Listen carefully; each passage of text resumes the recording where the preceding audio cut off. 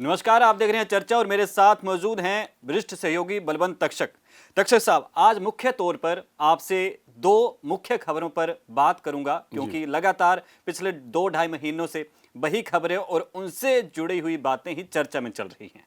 फिरोजपुर झिरका के क्षेत्र के विधायक मामून खान और संदीप सिंह खेल मंत्री रहे हैं, अब उनको और विभाग दे दिया है हरियाणा सरकार ने, क्योंकि नौ हिंसा मामले में अब कांग्रेस के जो विधायक हैं उन्होंने याचिका तो लगाई थी कि हाईकोर्ट का रुख करेंगे, लेकिन अब गिरफ्तारी हो गई है। उस संबंध में भी उठते सवालों का जवाब जानना चाहूँगा और साथ में जो जूनियर कोच महिला जिसने खेल मंत्री उस वक्त के संदीप सिंह उन पर आरोप लगाए, तो उनके संबंध में भी उन्हें जमानत मिल गई है, तो उस पर भी बात करूंगा। इन दोनों ही मुद्दों पर विस्तार से आपसे एक पहलू को समझना चाहूंगा, क्योंकि सबसे पहले फिरोजपुर झिरका के विधायक कांग्रेस के हैं मामून खान, उनको जो गिरफ्तारी हुई है उस पर आप क्या कहेंगे?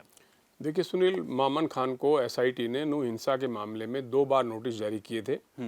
पुलिस ने उनको बुलाया था। मामून खान पुलिस के सामने हाजिर नहीं हुए। मुख्यमंत्री मनोहर लाल हाल ही में पानीपत में अभिषेक के घर गए थे, जिसकी नू हिंसा के दौरान मौत हो गई थी।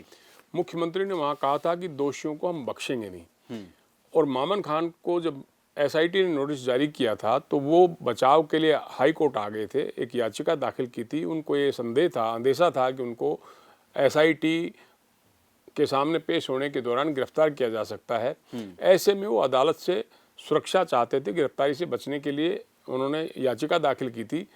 लेकिन अब हरियाणा पुलिस ने उनको राजस्थान में जयपुर से गिरफ्तार कर लिया है। वीरवार को शाम को उनको गिरफ्तार किया गया, आज अदालत में पेश किया गया। अदालत ने मामून खान को 2 दिन के पुलिस रिमांड पर दे दिया है और पुलिस अब उनसे पूछताछ कर रही है। तो इस मसले पर गिरफ्तारी के बाद पुलिस का क्या कहना है?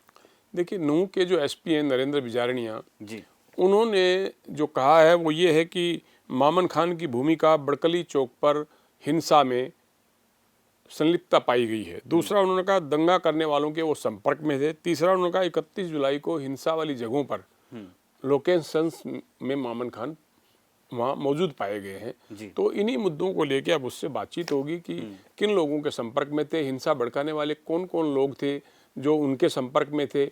आपको ध्यान ही है कि 31 जुलाई को नूह में हुई हिंसा में करीब 6 लोगों की जान चली गई थी, सैकड़ों वाहन जलाए गए थे और करीब 100 के आसपास लोग जख्मी हुए थे।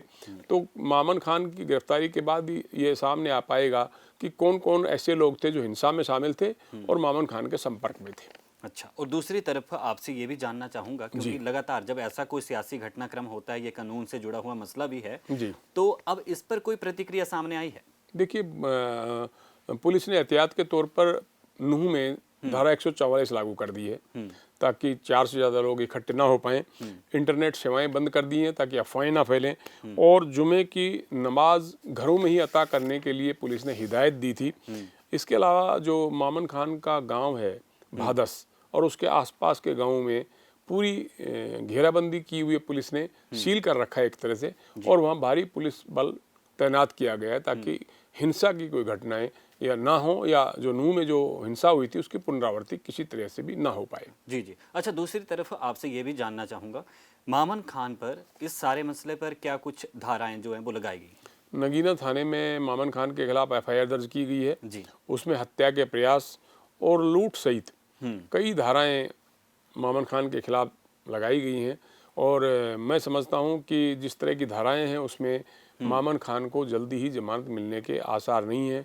जाहिर है कि पुलिस उनसे पूछताछ करेगी और अदालत में जब वो जमानत के लिए जाएंगे तो पुलिस पुरजोर उसका विरोध करेगी। अच्छा, आपने जमानत की बात कही, Punjab and Haryana high court का उन्होंने रुख किया था जमानत के लिए, तो अब उन्हें क्या जमानत से कोई आस है, मिली है अदालत से?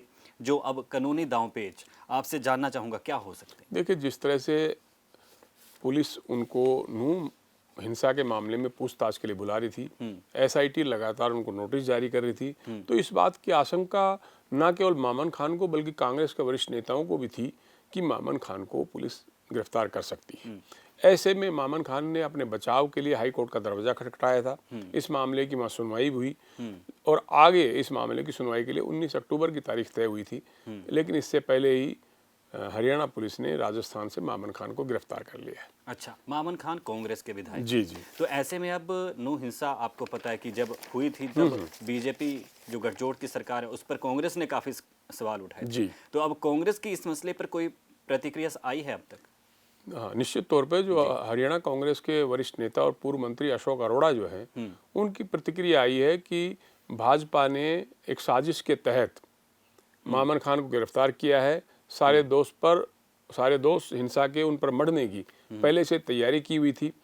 अशोक अरोड़ा ने एक सवाल भी पूछा है कि जिस गोरक्षक मोनू मानेसर को हरियाणा पुलिस ने गिरफ्तार किया, उसको भाजपा के बहुत सारे नेता देवता की श्रेणी में रख रहे हैं, जबकि राजस्थान पुलिस के सामने पूछताछ के दौरान मोनू मानेसर ने स्वीकार किया है कि भरतपुर के 2 मुस्लिम युवकों नासिर और जुनैद की हत्या और अपहरण का जो प्लान है वो 8 दिन पहले ही बना लिया गया था। और आपको ध्यान है उन दोनों की लाश जो है भिवानी जिले के लवारू क्षेत्र में मिली थी।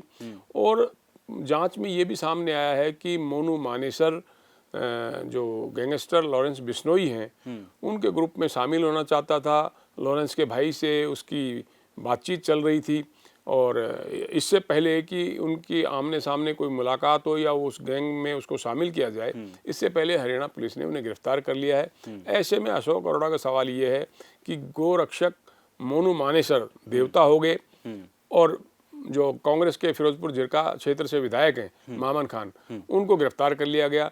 तो अशोक अरोड़ा इस बात को स्वीकार नहीं कर पा रहे हैं कि मामन खान की हिंसा में कोई संलिप्तता होगी या मोनू मानेसर कोई देवता होगा। अच्छा, चलो अब देखने वाली बात होगी कि इस मसले पर अब क्या कुछ कानूनी कार्रवाई होती है। पर दूसरी तरफ चंडीगढ़ की जिला अदालत ने संदीप सिंह को अग्रिम जमानत दी जी।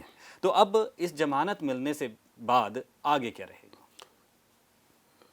संदीप सिंह को देखिए, एक तो गिरफ्तारी की तलवार जो उन पर लटक रही थी वो हट गई है।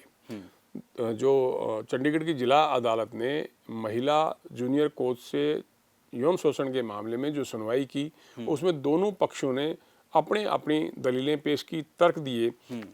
जो पीड़िता थी उसकी तरफ से जो वकील थे उन्होंने कहा कि अग्रिम जमानत नहीं मिलनी चाहिए। एसआईटी ने जो चार्जशीट दाखिल की थी उसने भी मंत्री को जमानत देने का विरोध किया था, लेकिन जो मंत्री के वकील थे संदीप सिंह के, उन्होंने सुप्रीम कोर्ट के कुछ तर्कों के आधार पर जमानत मांगी और अदालत ने उन तर्कों को स्वीकार करते हुए संदीप सिंह को जमानत दे दी। तो सबसे बड़ी बात तो यही है कि उन पर जो गिरफ्तारी की तलवार थी, अगर वो गिरफ्तार होते तो जाहिर है उनको मंत्री पद भी छोड़ना पड़ता। तो गिरफ्तारी की तलवार भी हट गई है और उनका मंत्री पद भी बच गया है। अच्छा, लेकिन दूसरी तरफ चार्जशीट की जिसकी आप बात कर रहे हैं तो उस पर भी सुनवाई होनी है, उस पर भी आऊँगा। लेकिन 8 महीने बाद दायर हुई उस चार्जशीट की जो बनाई गई एसआईटी की तरफ से, तो एसआईटी ने क्या तर्क दिए? नहीं, एसआईटी का तो यही कहना था कि देखिए, वो अगर इनको जमानत मिलती है संदीप सिंह को तो वे केस को प्रभावित कर सकते हैं। दूसरी एसआईटी का ये कहना था कि वो पीड़िता को आरोप वापस लेने के लिए भी प्रभावित कर सकते हैं। मतलब एसआईटी नहीं चाहती थी कि संदीप सिंह को जमानत दी जाए। आपको ध्यान होगा कि जब चार्जशीट दाखिल की गई थी उसमें भी एसआईटी की तरफ से चार्जशीट में कहा गया था कि तथ्यों के आधार पर मंत्री जांच के मामले में ईमानदार नहीं थे जी। और इसी तरह के तर्क जो है वकीलों के, जो पीड़िता के वकील थे, उनकी तरफ से भी रखे गए। लेकिन अदालत ने यही माना कि संदीप सिंह को जमानत दी जा सकती है और उन्होंने जमानत दे दी। चलो, अब इस मसले पर सुनवाई कब से शुरू हो जाएगी? यौन शोषण मामले में सुनील चार्जशीट दाखिल हो चुकी है। 16 सितंबर की तारीख लगी हुई है। आज उनको अग्रिम जमानत मिल गई है, तो 16 सितंबर को मामले की सुनवाई होगी। देखते हैं आगे क्या रहता है। चलो, ये देखने वाली बात होगी, क्योंकि अब कानूनी तौर पर जो है महिला भी अपनी जो आरोप लगा रही है वो भी लड़ाई लड़ रहे हैं और संदीप सिंह भी अपनी बात कह रहे हैं। अग्रिम जमानत मिल गई है, लेकिन दूसरी तरफ मामन खान पर अब शायद कांग्रेस भी सवालों के कटहरे में होगी, क्योंकि कांग्रेस के विधायक हैं। फिलहाल हमारे साथ चर्चा करने के लिए तक्षक साहब बहुत बहुत धन्यवाद। शुक्रिया सुनील, शुक्रिया।